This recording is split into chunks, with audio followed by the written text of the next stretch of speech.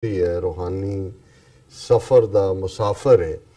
उस दे लई जिहड़े बदलदे मौसम ने बदलदे महीने ने ज़ाहिर है पंजाब दे विच जदों असीं चेत विसाख की गल करते हैं इस दे नाल विसाख गर्मी के आगाज़ का भी है।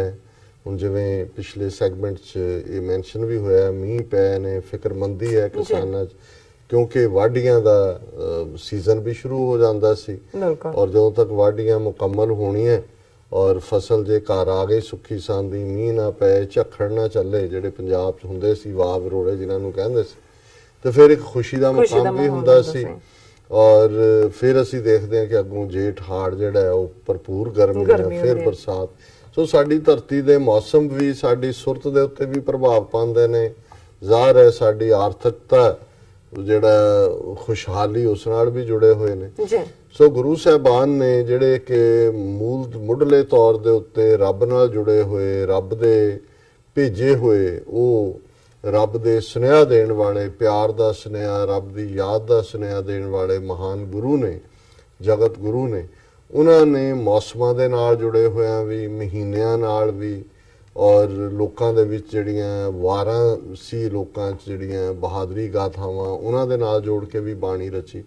सो 12 महीनियां दे उत्ते 12 माह जिहड़ा ना ही टाइटल 12 माह एक तुखारी राग दे विच जिहड़ा गुरु नानक साहब ने रचिया और 1107 पन्ने तो जां जिन्हां नूं असीं अंग कहंदे हैं शुरू हो जाता है। इस तरह दूसरा 12 माह पंजवें पातशाह ने 12 माह माझ दे विच जिहड़ा ज़्यादा पॉपुलर है क्योंकि ज़्यादा सुखैन पंजाबी है पर और उसकी विचार गुरुद्वारियां दे विच जदों पिछले कल दीवान सजे हर पासे जदों हुंदा जी महीना सुनाओ तो महीना यही सुनाया जाता है कि वैसाख धीरन क्यों वाढियां जिन्हां प्रेम विछो हर सज्जन पुरख विसार कै लगी माया धो पुत्र कलत्तर न संग तना हर अविनासी ओ पलच पलच सगली मुई झूठे तंदै मोह इकस हर के नाम बिन अग्गै लईऐ खोए दय विसार विगुचना प्रभ बिन अवर न कोए प्रीतम चरणी जो लगे तिनकी निर्मल सोए। हुण ज़ाहिर है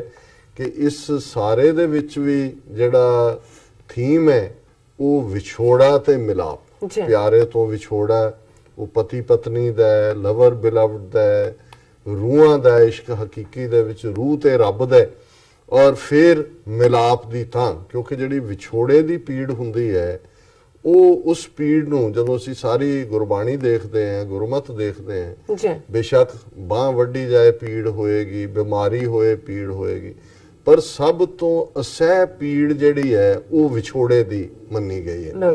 उस चों और वही काली कोयल तू कित गुन गाली अपने प्रीतम के हो बिरह जाली। ये जिहड़ा बिरह है विछोड़ा है पेइंग ऑफ सैपरेशन है ये अंदर बाहर नूं साड़ दिंदा है। और ज़ाहिर है कि जदों असीं सरस की गल करते हैं सावण की गल करते हैं तो वो मीह है जिहड़ा कि उस सड़ी धरती दे उत्ते जिहड़ा है वो रहमत बनदा है पर बेमौसमा आए तो फिर कहर बनदा। सो 12 माह तुखारी दे विच भी उही थीम जिहड़ा पंजवें पातशाह दी बाणी च सुखैन बाणी च बहुत सारे पढ़ते ने यही है वैसाख भला साखा वेस करे धन देखै हर द्वार आओ आवो दया करे कर आओ प्यारे दुत्तर तारे तुद बिन अड न मोलो कीमत कौन करे तुद भावा देख दिखावै ढोलो दूर न जाना अंतर माना हर का महल पछाना नानक वैसाखी प्रभ पावै सुरत शब्द मन माना। ये भी विछोड़े की गल कि एक पासे विसाख दे महीने च दरख्तां दियां लगरां निकल रही ने उन्हां ते पत्ते लग रहे हैं पुंगर रहा है सब कुछ साखा वेस करे मानो कुदरत दे ये अड अड पहरावे पहन के ये दरखत ते पत्ते सामने आ रहे ने। धन देखिया हर द्वार आवो दया करे धन इस्त्री नूं कहंदे ने कि हुण इस्त्री जिहड़ी अपने प्यारे तो विछड़ी हुई है रूह की गल है जिहड़ी रब तो विछड़ी हुई है वो उस तो बड़ी परेशान फिक्र च है दर्द च है वो भी ये प्रे करदी है अरदास करदी आवो दया करे कि आओ मेरे अंदर आके वसो मेरे प्रीतम मेरे वाहिगुरू मेरे ते तरस करो। घर आओ प्यारे दुत्तर तारे तुद बिन अड ना मोलो। हे मेरे वाहिगुरु मेरी हिरदे सेज दे उत्ते आओ, आके वो मैनू बल दिओ कि मैं इस संसार दे सागर नू तर सकां।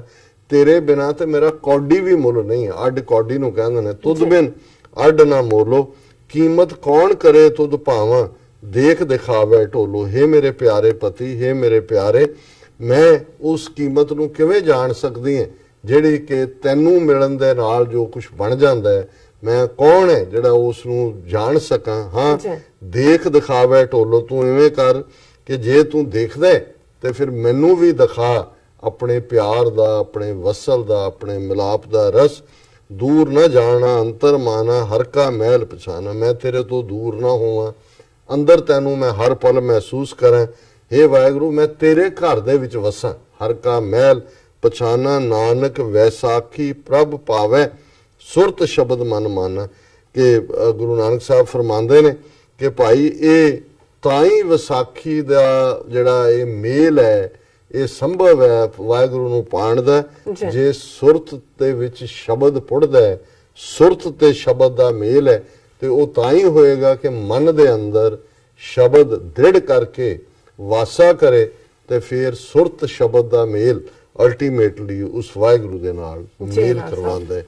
ਇਹ ਅੱਜ ਦਾ ਵਿਚਾਰ। ਤੁਹਾਡਾ ਬਹੁਤ ਬਹੁਤ ਸ਼ੁਕਰੀਆ। ਤੁਸੀਂ ਅੱਜ ਦੇ ਐਮੀ ਸ਼ੂ ਤੇ ਅੱਜ ਦਾ ਵਿਚਾਰ ਸਾਰੇ ਦਰਸ਼ਕਾਂ ਨਾਲ ਸਾਂਝਾ ਕੀਤਾ। ਆਪਣੇ ਵਿਊਅਰਸ ਕੋਲ ਲੈਣੇ ਇਜਾਜ਼ਤ। ਵਿਊਅਰਸ ਤੁਹਾਡਾ ਬਹੁਤ ਬਹੁਤ ਸ਼ੁਕਰੀਆ। ਤੁਸੀਂ ਆਪਣੇ ਕੀਮਤੀ ਸਮੇਂ ਵਿੱਚ ਸਮਾਂ ਕੱਢ ਕੇ ਸਾਨੂੰ ਆਪਣੇ ਰਾਏ ਤੇ ਸੁਝਾਅ ਭੇਜੇ ਨੇ ਤੇ ਭੇਜਦੇ ਰਹਿਣਾ ਸਾਡੇ ਇਸ ਪਤੇ ਤੇ SOS@tv4.tv ਤੇ। ਅਸੀਂ ਆਪਣਾ ਪ੍ਰੋਗਰਾਮ ਲੈ ਕੇ ਫਿਰ ਦੁਬਾਰਾ ਤੁਹਾਡੇ ਸਨਮੁਖ ਹੋਵਾਂਗੇ। ਤਦ ਤੱਕ ਲਈ ਮੈਨੂੰ ਤੇ ਆਪਣਾ ਸੁਣਾ ਕੇ ਦਿਓ। ਦੇਖਦੇ ਰਹੋ TV84 ਬੁਲਾ ਦਿਓ ਫਤਿਹ। ਵਾਹਿਗੁਰੂ ਜੀ ਕਾ ਖਾਲਸਾ, ਵਾਹਿਗੁਰੂ ਜੀ ਕੀ ਫਤਿਹ।